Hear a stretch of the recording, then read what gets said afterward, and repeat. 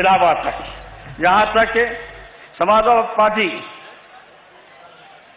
1900 में अपने वादे पूरे किए हैं और लोगों ने 7 महीना में नहीं कर पाए 5 साल में, और समाजवादी पार्टी ने वादे 19 महीना में पूरे किए हैं और पूरे वादे आप देख रहे हैं।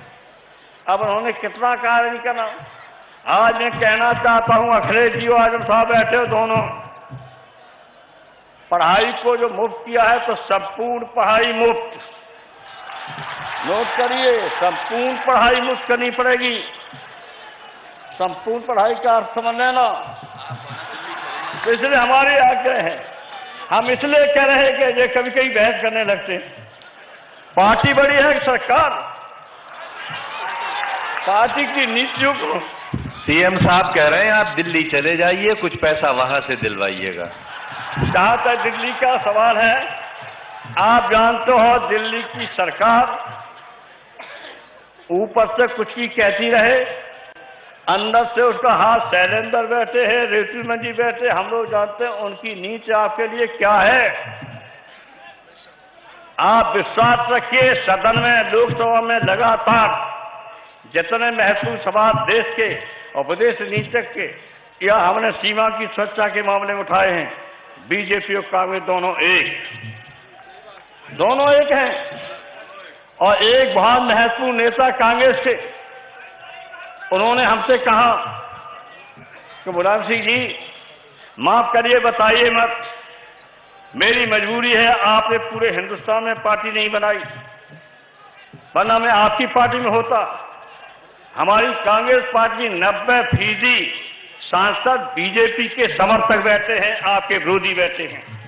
अब सोचिए, ये कहा है और पता है आपको, कई एमपी, कई लोकसभा के मेंबर दुखी हैं कि बीजेपी के दोनों एक हो जाते हैं।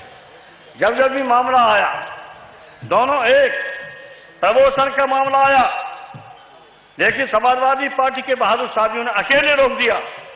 कितना पक्षपात था कि जूनियर को सीनियर, सीनियर को जूनियर बना रहे थे।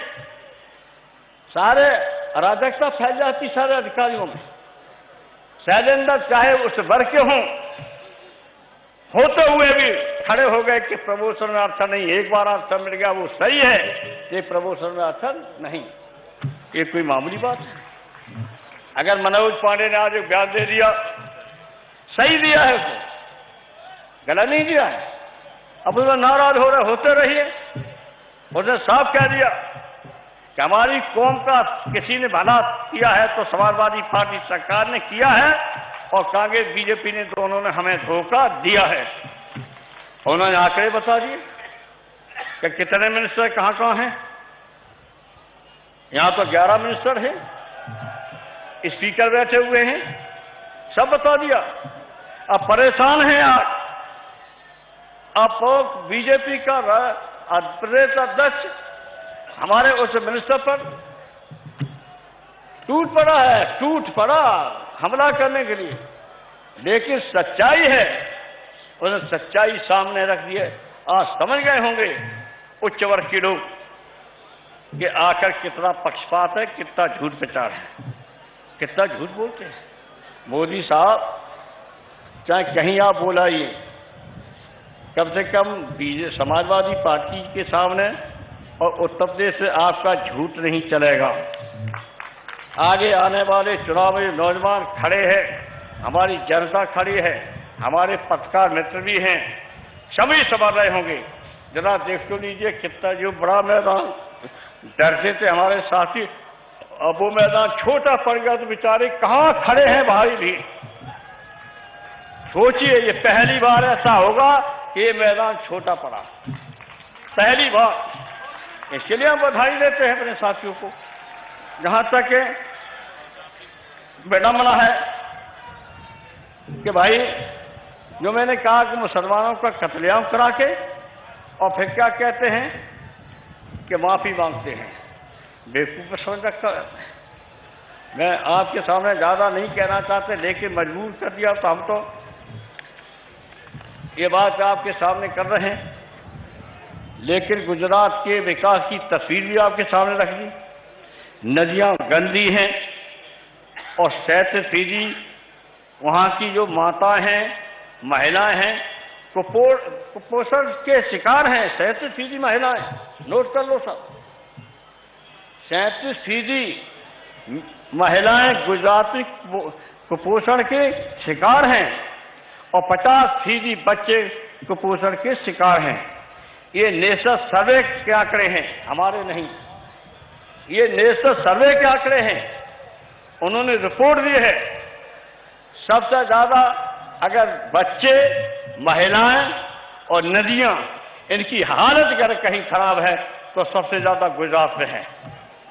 और यहां आकर के क्या बोलते हो आप? आज लखनऊ में क्या बोलोगे या क्या बोल रहे होंगे? पता चल रहा होगा, इसका जवाब देके जाना कि नदियां गंदी क्यों हैं, 37% महिला कुपोषण की शिकार क्यों हैं, 50% हमारे बच्चे क्यों हैं कुपोषण के शिकार।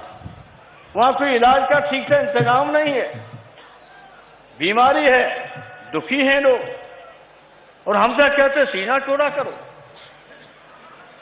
आप तो समझ गए थे, आपने कहा था तुम्हारी हत्या हो जाए तो मैं जिम्मेदार नहीं हूं और मैं आप छाती चोरी करो 56 इंच की, हमारी 56 इंच की नाप रहे। आपने नहीं देखा था अहमदाबाद में आपने क्या किया था?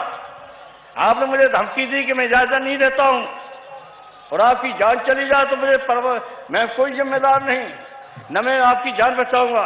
आपने सिक्योरिटी नहीं लगाई और मैं चला गया घुसिया अहमदाबाद में और अपनी बहनों की हालत को जो देखा, इसे तुम नहीं जाने दे रहे थे। उनकी चोटें कहाँ थी? उन्होंने दरवाजे बंद करके एक बहन ने और सारे कपड़े उतार दिए जितनी घायल थी।